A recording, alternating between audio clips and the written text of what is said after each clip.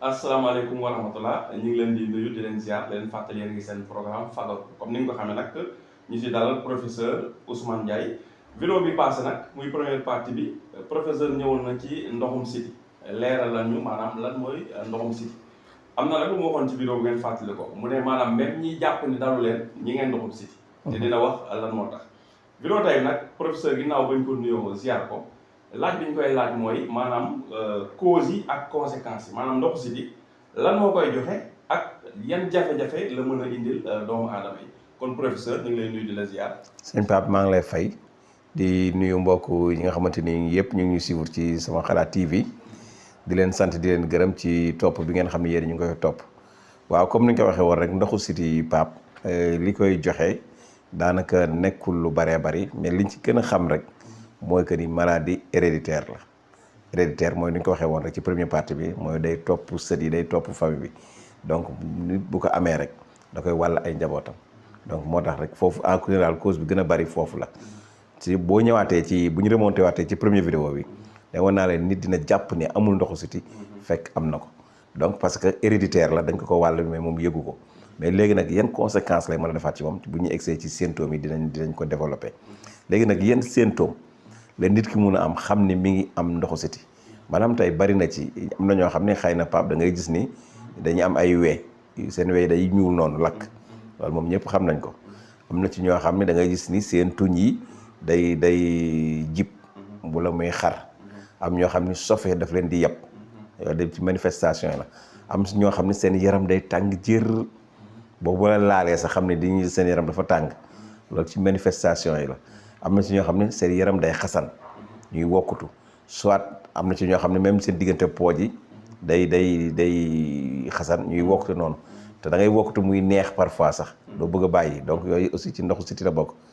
am na ci ñoo xam ne seen tànk yi talon yi mooy xar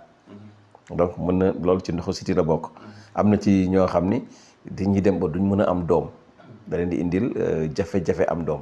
léegi nag kooku bokk na ci kii ma doon wax ni amul yëgul dara mais moom am na ndoxu siti mais mënta am doom mu jàpp ne nag dara dal ko. gis nga fekk ndoxu siti bi moo ko téye ba mënta am doom te la preuve moo nekk en général bu dee jigéen su amee doom da ngay gis ni doom jooju da ngay gis ni dafa am ndoxu siti day manifesté wu soit doom ji day lakk wala mu ñuul comme ni nga ko waxee noonu wala mu am ay góom wala daal li nga xam ne daal boo ko gisee da nga xam ne ndoxu siti bi moom ñëw na ci moom donc loolu mandarga la aussi ci ki amee ndoxu siti léegi ki amee ndoxu siti aussi te amul benn réaction mooy ki ñu doon wax ni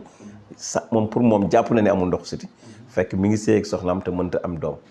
kooku gis nga loolu da koy war te moo tax man la boobu moo gën a danger parce que moom du nangoo faju ji fekk loolu mën na ko indil azoospermie mën na indi ko oligospermie mën na ko indil asténospermie ak yu demee noonu yooyu defoon nañ ci ay vidéo donc fekk loolu ndoxu siti bi moo koy waral donc gis nga kon ndoxu siti dafa nekk loo xamante ni mandargaam dafa bëri donc mu nekk ci ku góor ki muy ku jigéen ki mën na la téye ba nga xamante ni kooku du am doom donc mën na indi tamit nit ki indil ko ay jafe-jafe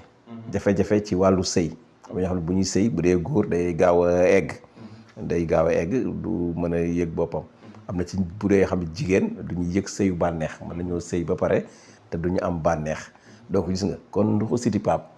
symptômes yi muy def yëpp buñ koy wax duñ fi mën a jóg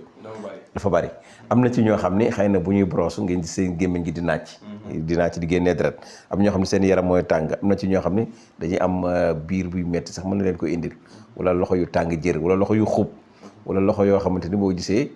dafa xaw a sant Jóob daal donc gis nga yooyu yëpp ndoxu siti da koy def am na ñoo xam ne da leen di jox ay bouton ay léget wala ay kii heure ak yu demee noonu am soo ñoo xam ne seen diggante tànki baaraam yi ñooy xar di ñuy wax pied d'Arlène donc di génnee lu weex yu mel noonu donc am ñoo xam ne seen bët day jooy fu ñu toll wala seen bët di xonq wala ñuy toxoñu am ñoo xam ne dañuy jurgóotu donc buñ ko dee lim